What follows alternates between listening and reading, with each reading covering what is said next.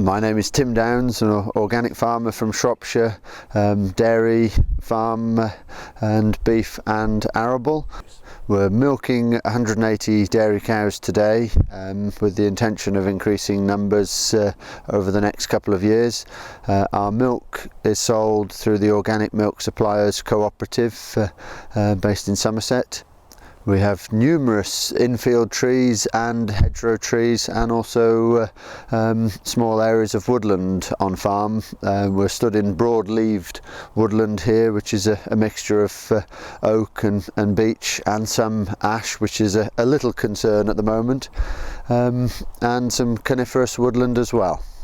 There's certainly an advantage having trees on farm in terms of shelter, in terms of maintaining wetland areas and drying them out, so utilising their potential to drain fields, and we're also looking at them for browsing benefit for herbs.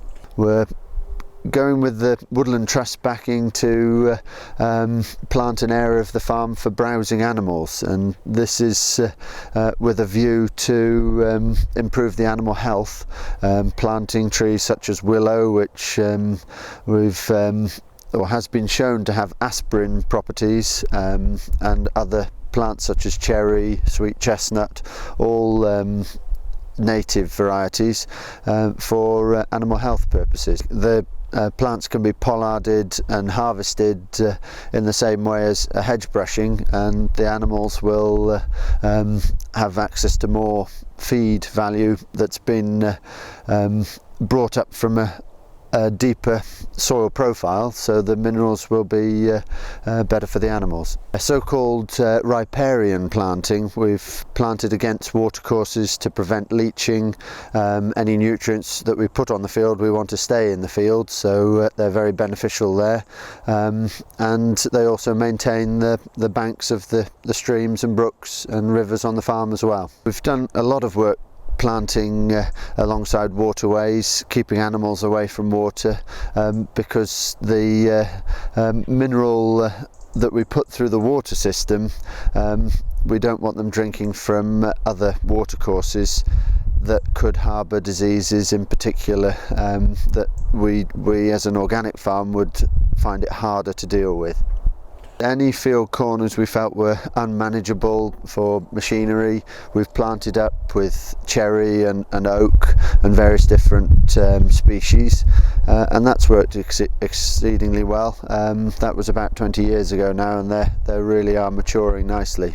We do an awful lot of hedgerow maintenance. Last winter we were doing hedge laying, and just under 2 kilometres of hedge laying, and we planted just under 1 kilometre of new hedge as well. Part of the hedgerow removal of trees and such like is put through our biomass boiler. We've had a log boiler that heats the house for many years, but that's always had a backup of oil. It's only in the last 5 years that we've turned completely to heating the farmhouse, the farm office and the flat by timber alone, and that's been very successful.